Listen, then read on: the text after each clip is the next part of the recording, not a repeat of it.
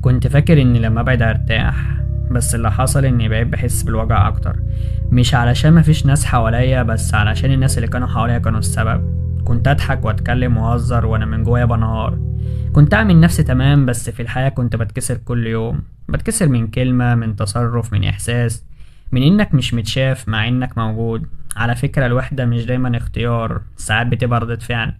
ردة فعل لكل خذلان، وكل مرة قلت فيها ماشي مفيش مشكلة وانت جواك مليون مشكلة مفيش حد حاسس بيها. وساعات الوحدة بتبدأ بلحظة صغيرة جدا، لما تبص حواليك وتكتشف ان مفيش حد فضيلك، واللي كنت بتحكي له مشغول، واللي كنت بتركن عليه تعب، واللي كنت بتدور عليه فجأة اختفى.